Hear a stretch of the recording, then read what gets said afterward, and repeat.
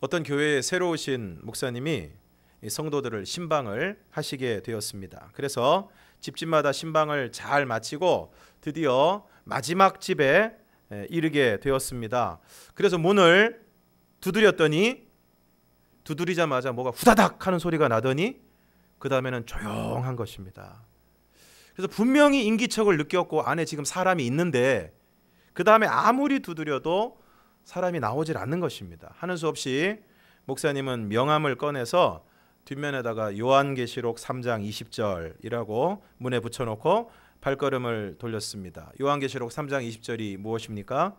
볼지어다 내가 문 밖에 서서 두드리노니 누구든지 내 음성을 듣고 문을 열면 내가 그에게로 들어가 그와 더불어 먹고 그는 나와 더불어 먹으리라. 주일에 예배를 마치고 목사님이 헌금을 계수하다가 보니까 헌금 주머니에 자신이 그 집에다 꽂아두었던 명함이 들어있는 거예요. 그래서 놀래가지고 이게 왜 여기 들어있나. 그래서 딱 명함을 보니까 자신이 적어놓은 성구 밑에 또 다른 성구가 적혀 있었습니다. 창세기 3장 10절. 내가 동산에서 하나님의 소리를 듣고 내가 벗었으므로 두려워하여 숨었나이다. 뱀이 여자를 유혹합니다. 하나님이 동산 모든 나무의 열매를 먹지 말라 하시더냐? 여자가 대답합니다. 먹지도 말고 만지지도 말라. 죽을까 하노라. 뱀이 말합니다. 결코 죽지 않는다. 먹는 날에는 눈이 밝아져 하나님과 같이 된다. 그래서 뱀의 말을 듣고 그 나무를 보니까 먹음직도 하고 보암직도 하고 지혜롭게 할 만큼 탐스러운 나무였습니다. 그래서 그 여자가 그 열매를 따먹고 자기와 함께 있는 남편에게도 주매 그도 먹었습니다.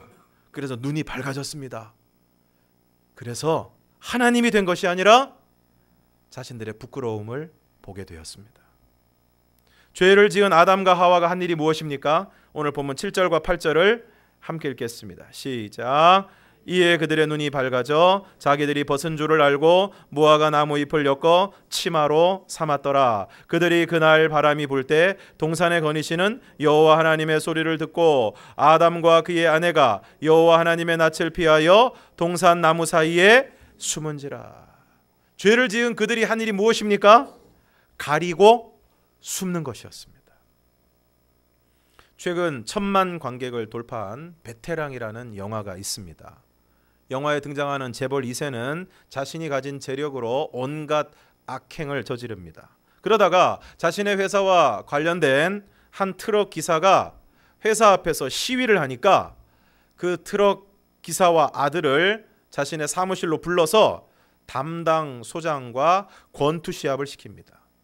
그리고 그 소장에게 실컷 두들겨 맞은 기사에게 매값으로, 매를 맞은 값으로 그가 원했던 밀린 임금과 치료비를 건넵니다. 너무나 억울한 기사는 아들을 택시에 먼저 태워보내고 다시 사무실을 찾아서 그 돈을 던져버리는데 그 과정에서 격분한 이 재벌 2세가 그 기사를 무자비하게 폭행하고 폭행하는 과정에서 머리를 다쳐서 의식을 잃게 됩니다. 가뜩이나 회장인 아버지로부터 신임을 얻지 못하고 있는 이 재벌 2세는 엄청난 사건 앞에 당황하게 되고 그를 돕는 이사는 함께 있던 사람들과 공모해서 의식을 잃은 기사를 빌딩 계단에서 떨어뜨려서 그 사건을 자살로 위장을 하게 됩니다. 그런데 이 트럭 기사와 친분이 있던 광역수사대 한 형사에 의해서 사건의 진실이 파헤쳐지기 시작하고 재벌 2세와 그의 수하인 이사는 사건을 덮기 위해서 수단과 방법을 가리지 않습니다. 그래서 경찰 윗선에 청탁을 넣기도 하고 형사의 아내를 돈으로 매수하려고 합니다.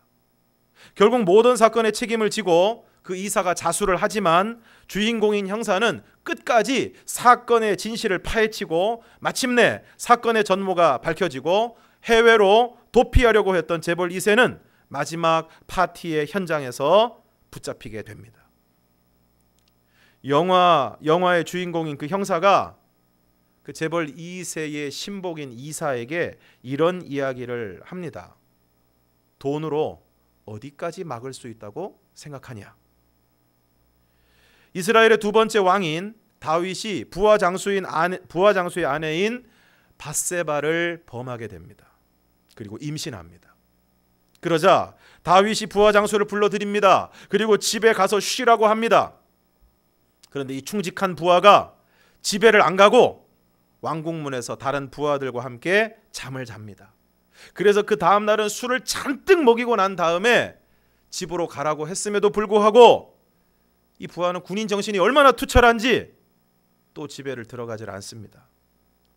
그러자 다윗이 군대 장관인 요압에게 줄 편지를 써서 그 부하 장수를 다시 보냅니다. 그런데 바로 그 부하 장수의 손에 들려있는 그 편지에는 이런 내용이 적혀져 있습니다. 우리야를, 바로 이 부하 장수의 이름이 우리야인데, 우리야를 가장 전투가 심한 곳에 앞세워 내보내고 너희는 뒤로 물러나서 그로 하여금 맞아 죽게 하도록 하라. 그리고 눈치를 챈 군대 장관 요압은 왕이 시킨 대로 가장 강력한 군사들이 지키고 있는 그곳을 공격하고 우리야를 가장 앞서 내보내고 자신들은 뒤로 물러나서 그 전투에서 우리야는 죽음을 당하게 됩니다. 아니, 왜 이렇게까지 하는 것입니까? 자신의 죄를 덮으려고 하는 것입니다. 부하 장수의 아내를 범하고 그래서 임신을 하고 그것을 덮기 위해 부하 장수를 불러들이고 그래서 집에 가서 아내와 동침하면 문제를 덮을 수 있을 줄 알았는데, 이 사람이 충직한 건지 우직한 건지 두 번이나 기회를 줬는데도 집에도 안 가고 결국은 자신의 죄를 덮기 위해서 너무나도 충직한 부하 장수를 격전지에 내보내서 죽인 것입니다. 베테랑이란 영화에서 그 형사가 또 이사에게 이런 이야기를 합니다. 아니, 잘못했습니다. 사과 한마디만 하면 될 일을 왜 이렇게 어렵게 만드느냐. 오늘 우리의 문제는 무엇입니까? 죄를 지었을 때 그 죄를 인정하고 자복하고 회개하지 않고 자꾸 그 죄를 덮으려고만 한다는 것입니다. 회개하면 되는데, 잘못했습니다, 내가 했습니다 하면 되는데, 무화과 나무 잎으로 가리고 하나님의 소리를 듣고 숨고 그래서 자꾸 가리고 덮고 숨으려고 한다는 것입니다. 그런데 다윗이 자신의 죄를 숨기고 덮으려고 할 때 어떻게 되었습니까? 시편 32편 3절과 4절을 우리가 함께 읽겠습니다. 시작. 내가 입을 열지 아니할 때에 종일 신음함으로 내 뼈가 쇠하였도다. 주의 손이 주야로 나를 누르시오니 내 진액이 빠져서 여름 가뭄에 마름같이 되었나이다. 입을 열지 않으면 종일 신음함으로 뼈가 쇠하게 됩니다. 주의 손이 주야로 나를 누르셔서 여름 가뭄에 마름같이 되는 것입니다. 그런데 여러분, 그럼에도 불구하고 회개하지 않으면 더 무서운 일이 일어납니다. 무엇입니까? 양심과 영혼이 마비됩니다. 죽어버립니다.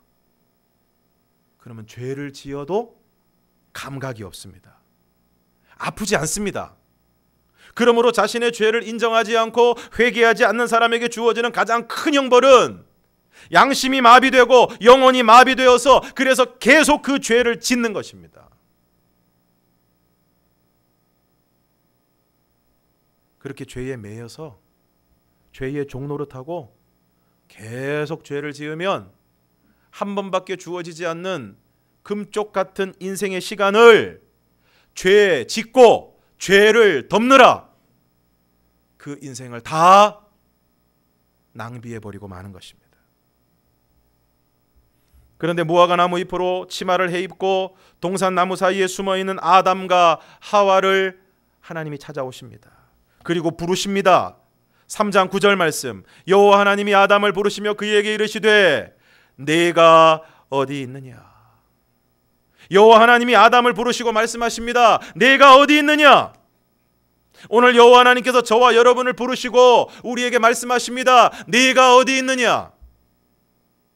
오늘 믿는다고 이야기하면서도 이 주일 예배의 자리에도 나오지 못하는 이들을 향해서 하나님이 말씀하십니다. 내가 어디 있느냐. 들어올 시간이 됐음에도 불구하고 집에 들어오지 않는 자식에게 전화를 걸어서 제일 먼저 하는 말이 무엇입니까? 너 어디냐? 너 어디냐? 기도의 자리로 나와서 기도해야 될 사람들이 기도의 자리에 나오지 않을 때 하나님이 말씀하십니다. 내가 어디 있느냐? 분명히 전도해야 될 시간인데 보이지 않는 사람들에게 하나님이 말씀하십니다. 내가 어디 있느냐? 사랑하는 성도 여러분, 지금 아담과 하와가 너무 잘 숨어서 하나님이 지금 못 찾으시는 겁니까? 지금 하나님하고 아담하고 숨바꼭질하는 겁니까? 그러면 왜 하나님이 지금 내가 어디 있느냐라고 말씀하시는 것입니까? 지금 그렇게 당부했음에도 불구하고 뱀의 유혹에 빠져서 하나님의 말씀을 어기고 선악과를 따먹고 겨우 무화과 나무 잎으로, 햇볕만 쪼이면 다 바스러져 버릴 그 무화과 나무 잎으로 치마를 해입고 나무 사이에 웅크리고 있는 너의 모습을 보라는 것입니다. 너의 실상을 보라는 것입니다. 사랑하는 성도 여러분, 지금 어디에 계십니까?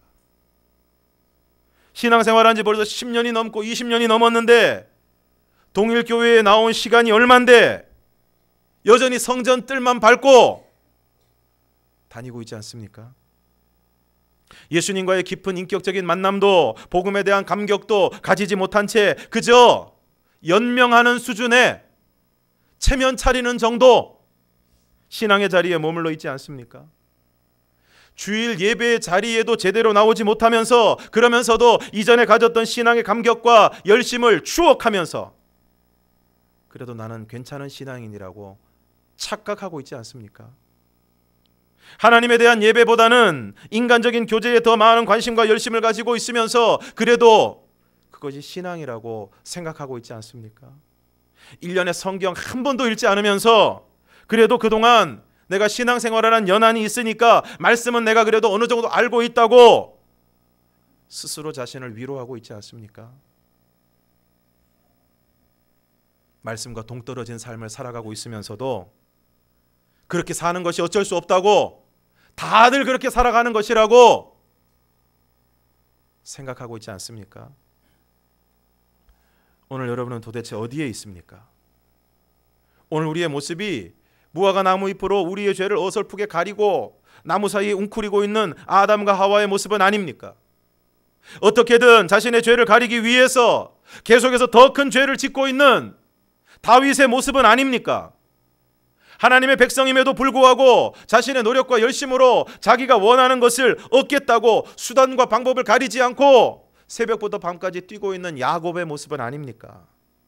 자신의 목마름을 해결하기 위해 5번 결혼했고 지금 있는 남편도 내 남편이 아닌 사마리아 여인과 같은 모습은 아닙니까? 세상이 내 마음대로 되지 않아 화가 나고 속상하고 그래서 그 화를 가족에게 풀다가 가족들과의 관계도 가정도 위기를 맞이하고 있지는 않습니까? 회복을 위한 첫 단추는 나의 실상을 깨닫는 것입니다. 내가 지금 어디에 있는지를, 내가 지금 어떠한 처지에 있는지를 정직하게 바라보는 것입니다. 살을 빼기 위해서는 체중계에 올라가야 됩니다. 그러므로 회복하기 위해서는 내가 어디에 있는지를 분명히 알아야 하는 것입니다. 아버지의 재산 중에서 자신의 몫을 미리 달라고 한 형편없는 아들이 있었습니다. 그리고 자신의 몫을 받자마자 먼 나라로 가서 허랑방탕하게 살았습니다. 여러분, 아무리 돈이 많아도 쓰기 시작하면 감당이 안 되는 것입니다. 다 없애버렸습니다. 설상가상 그 나라에 흉년이 들었습니다. 성경은 말씀하고 있습니다. 그가 비로소 궁핍한지라. 이전에는 궁핍이 뭔지 몰랐습니다. 배고픈 게 뭔지도 몰랐습니다. 그가 비로소 궁핍하게 되었습니다. 그래서 그 나라 백성 중에 한 사람에게 더부살이를 하게 되었습니다. 그런데 그 사람이 그 아들을 들로 보내어서 돼지를 치게 했습니다. 그런데 얼마나 배가 고팠는지 원래 돼지 먹이로 주는 쥐엄 열매, 돼지가 먹는 그 열매를 먹어서 배를 채우고자 했지만 그것마저도 마음껏 먹지를 못했습니다. 부잣집 둘째 도련님이 남의 나라에 와서 자기 나라에서는 먹지도 않는 돼지를 치고 이제는 돼지와 먹을 것을 경쟁하는 처지가 된 것입니다. 그때 그 아들이 이렇게 말합니다. 누가복음 15장 17절을 우리가 함께 읽겠습니다. 시작. 이에 스스로 돌이켜 이르되 내 아버지에게는 양식이 풍족한 품꾼이 얼마나 많은가. 나는 여기서 줄여 죽는구나. 오늘 이 아들이 어떻게 합니까? 이에 스스로 돌이켜. 여기서 돌이켰다는 것은 무엇을 의미하는 것입니까? 자기가 지금까지 해왔던 일을 돌아봤다는 것입니다. 내가 왜 이 지경까지 되었나? 내가 왜 이렇게까지 되었나? 자신의 지난 시간들을, 자신의 처지를, 자신의 지금의 형편을 돌아보았다는 것입니다. 그러면서 뭐라고 얘기합니까? 내 아버지에게는 양식이 풍족한 품꾼들이 얼마나 많은가. 나는 여기서 줄여 죽는구나. 지금 내 영혼이 줄여 죽는 줄도 모르고 죄가 주는, 세상이 주는 단맛에 취해서 여전히 죄를 지으면서 여전히 세상의 것을 추구하면서, 그래서 조금 다른 사람보다 많이 가지고 있는 것으로, 다른 사람보다 조금 더 누리는 것으로 행복의 척도를 삼고 있는 사람들이 얼마나 많습니까? 간절히 바라기는 오늘 우리를 향하신 내가 어디 있느냐 라는 말씀에 우리의 영혼의 실상을 정직하게 바라보고 우리의 신앙의 현주소를 분명하게 바라볼 수 있는 오늘 저와 여러분이 되기를 주님의 이름으로 축원합니다.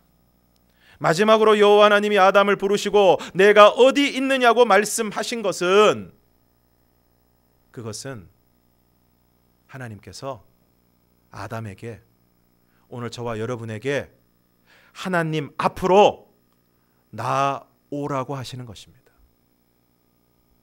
선악과를 따먹은 아담과 하와가 무화과 나무 잎으로 치마를 해입고 하나님의 소리를 듣고 여호와 하나님의 낯을 피하여 동산 나무 사이에 숨었습니다. 그런 아담을 부르십니다. 네가 어디 있느냐고 말씀하십니다. 무슨 말씀입니까? 숨지 말고 하나님 앞으로 나오라는 것입니다. 어느 집에 복돌이라는 아이가 있었습니다. 하루는 장롱 위에 꿀단지에서 꿀을 먹으려고 하다가 그만 옆에 있는 고려청자를 건드려서 이 고려청자가 와장창 깨져버렸습니다. 그때 그 집에서 일하는 가정부가 얼른 깨진 고려청자 조각을 모아서 땅에 묻었습니다. 그리고 그 사실은 복돌이와 가정부 둘만의 비밀이 되었습니다. 그런데 그 다음 날부터 희한한 일이 벌어졌습니다. 평소에는 이 가정부가 복돌이를 도련님, 도련님 이렇게 불렀는데 그 다음 날부터는 복돌아, 복돌아 이렇게 부르는 것입니다. 그것도 기가 막힌데 뭐라고 그러느냐? 복돌아, 두부 한 모 사와라. 대파 사와라. 양파 사와라. 그래서 복돌이가 아니 그건 네가 해야지. 그랬더니 그 가정부가 뭐라고 그랬을까요? 고려청자. 꼼짝없이 갔다 왔습니다. 갔다 왔더니 방 청소하라고 그럽니다. 갔다 왔더니 점심 먹은 설거지하라고 합니다. 꼼짝없이 했습니다. 속이 터지고 화가 났습니다. 견디다 못한 복돌이가 어떻게 했을까요? 아버지 찾아가서 무릎을 꿇었습니다. 그리고 아버지한테 말씀드렸습니다. 아버지, 아버지가 그렇게 아끼시던 고려청자 제가 깼습니다. 그러니까 아버지가 복돌이를 껴안으시면서 그래 아들아 고맙다. 내가 벌써부터 알고 있었지만 내가 와서 이야기해 주기를 기다렸단다. 오늘 아담에게 내가 어디 있느냐고 말씀하시는 아버지의 마음도 동일합니다. 내가 어디 있느냐고 말씀하실 때 아담이 하나님, 제가 선악과를 따먹었습니다. 하나님의 말씀에 불순종했습니다. 그랬다면 어떻게 됐을까요? 틀림없이 복돌이 아버지보다 훨씬 더 마음이 넓으신 우리 하나님께서 아담을 안아주시고 그의 회개를 받으시고 회복과 구원의 길을 열어주셨을 것입니다. 사랑하는 성도 여러분, 오늘 우리가 고려청자를 깨고 가정부의 위협에 시달리는 복돌이는 아닙니까?